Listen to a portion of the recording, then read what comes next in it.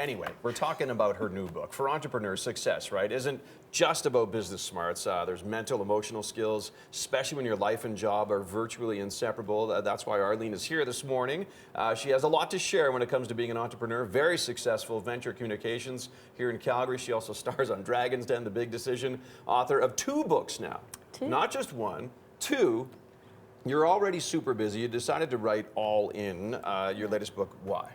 Because after being on the show for 7 seasons and talking to entrepreneurs around the country, it was obvious to me that nobody had written a book about what it really means to be an entrepreneur, because it's about this messy kind of combination of your personal and your professional lives all being put together.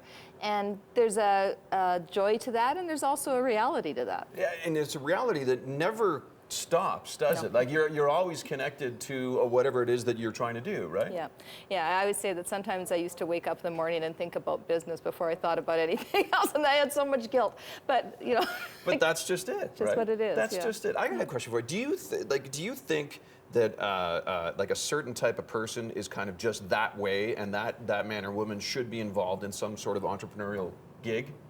100%. Yeah, you know, and 100%. It's that brain type. To me, it is. You know, and there's lots of evidence at MIT. There's lots of places who have done research on the brains of entrepreneurs and have basically said, yeah, you are wired differently.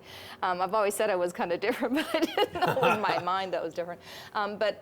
Yes, I think you can have it in you and not recognize that it's in you, and you can bring it out if it's there. But if it's not there. When did you recognize it? Like, do you remember that day or that week or whatever type thing? Do you remember that that's when you figured out that that's what you need to be doing? You know, I all through my life, I was a person who questioned the norm, and always, you know, my dad used to call me yeah, but, because I always said yes, but that's not what I want to do. And and then when I was 31 and I kind of was forced into working for myself because I couldn't get a job basically, and I had to work, that's when I realized, hey, I love this. This is what I love to do, and that was it. How do you think someone at home or someone who reads your book can recognize the signs of?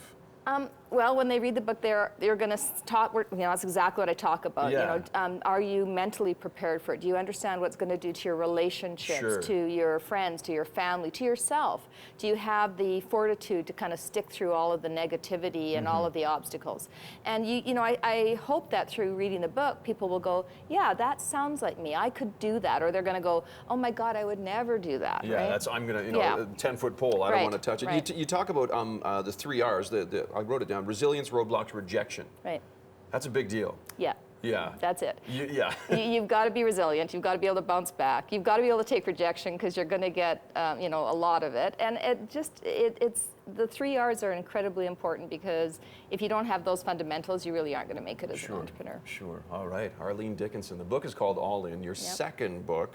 I have no idea how you fit the time in to write a second book, but you did. Arlene's available for you to chat with her tonight if you want. Paige is in Kensington. It's a Q&A, a book signing as well. 1135 Kensington Road, of course, Northwest, tonight at 7:30. We have information on our website, breakfasttelevision.ca. Safe travels. Thanks, Ted. It was a bit of a nail biter to get here. It was nice to see you. It's always great to come and see you guys. Oh, you're so nice.